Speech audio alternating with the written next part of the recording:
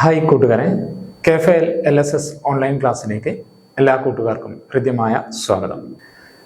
ഏകബീജപത്ര സസ്യങ്ങൾ ആണെങ്കിൽ ഒരു ബീജപത്രവും അത്തരം സസ്യങ്ങളുടെ ഇലകൾ സമാന്തര സ്ഥിരാവിന്യാസത്തിൽ ഉൾപ്പെട്ടതും നാരുവേരു പടലമുള്ളതും ആയിരിക്കും. ഉദാഹരണമായി നമുക്ക് തെങ്ങ് പരിശോധിച്ചാൽ തെങ്ങിൻ്റെ വേര് നാരുവേരും തെങ്ങിൻ്റെ ഇലകൾ സമാന്തര സ്ഥിരാവിന്യാസത്തിൽ പെട്ടതും ആണ്.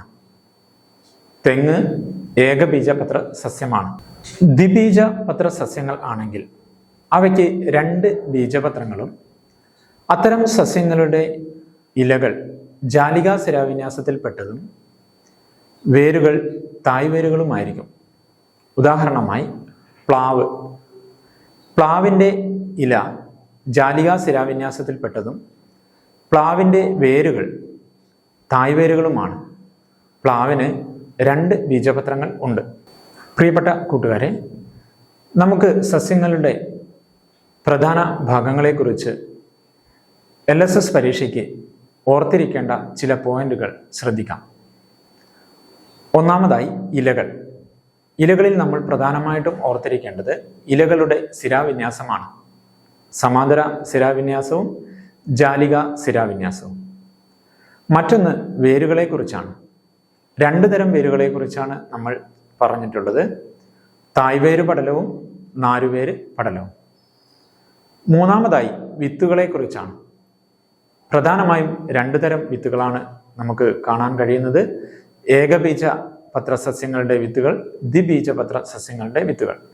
ഇവ കൂടാതെ ഈ ഭാഗത്ത് ശ്രദ്ധിക്കേണ്ട മറ്റ് 3 പ്രധാന പോയിന്റുകളാണ് ബീജമൂലം, ബീജശീർഷം, ബീജപത്രം.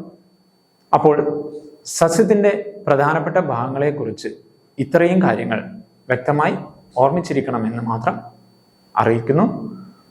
ഇലകൾ, വേരുകൾ, വിത്തുകൾ ഇവയെക്കുറിച്ചുള്ള ചില ചോദ്യങ്ങൾ പരിശോധിക്കാം. ഒന്നാമതായി, ഏകബീജപത്ര സസ്യങ്ങളും ദ്വിബീജപത്ര സസ്യങ്ങളും തമ്മിലുള്ള വ്യത്യാസങ്ങൾ എന്തെല്ലാം?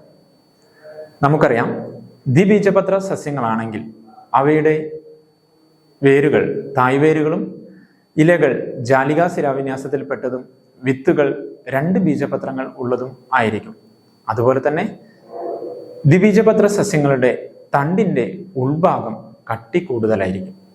ഉദാഹരണം മാവ്, പ്ലാവ്, പുളി ഇവ ദ്വിബീജപത്ര സസ്യങ്ങൾക്ക് ഉദാഹരണമാണ്.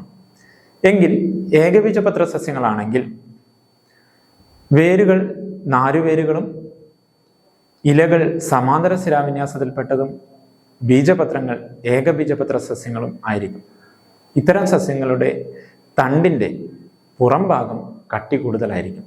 ഉദാഹരണം തെങ്ങ്, കവുങ്ങ്, മുള. രണ്ടാമത്തെ ചോദ്യം ശ്രദ്ധിക്കൂ. ശരിയായ ജോഡി ഏത്? പന തായ്വേര്, പുളി ഏകബീജപത്ര സസ്യം, കരിമ്പ് സമാന്തര സ്ഥിരാവിന്യാസം, മാവ് നാരുവേര്.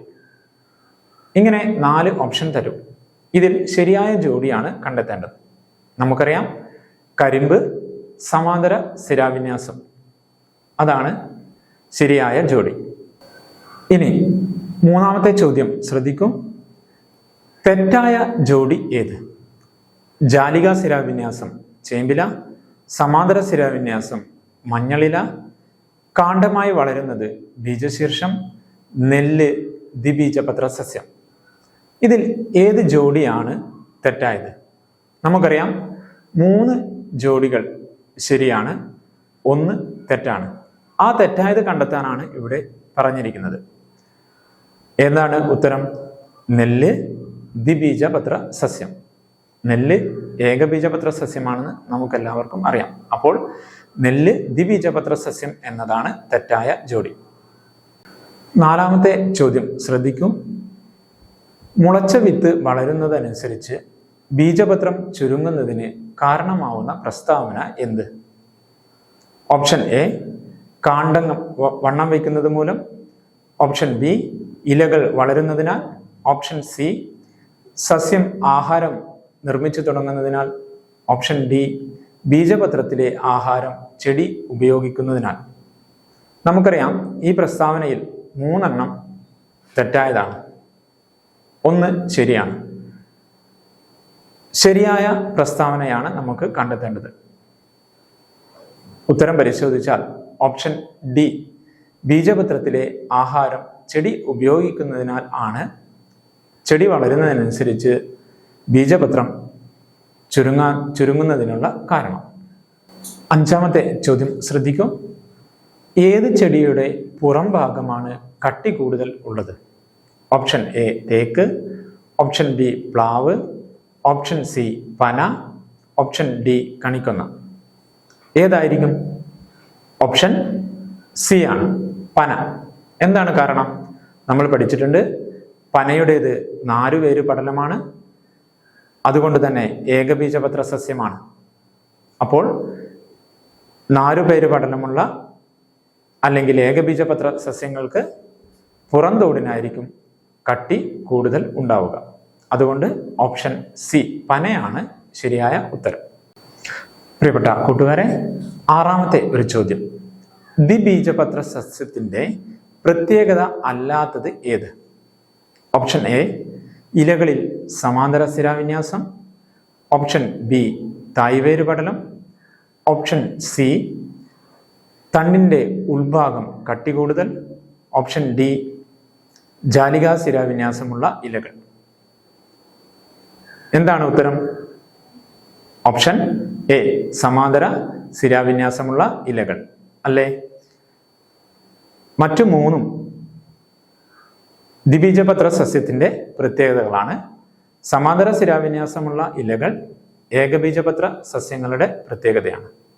അപ്പോൾ നമ്മൾ ഇന്നത്തെ എപ്പിസോഡിൽ LSS പരീക്ഷയ്ക്ക് ചോദിക്കാൻ സാധ്യതയുള്ള സസ്യങ്ങളുമായി ബന്ധപ്പെട്ട ചില ചോദ്യങ്ങളാണ് ചർച്ച ചെയ്തത്. ഈ ചോദ്യങ്ങൾ ശരിയായ രീതിയിൽ പഠിക്കുക. LSS പരീക്ഷയ്ക്ക് മുഴുവൻ സ്കോറും നേടാൻ നിങ്ങൾക്ക് കഴിയട്ടെ എന്ന് ആശംസിക്കുന്നു.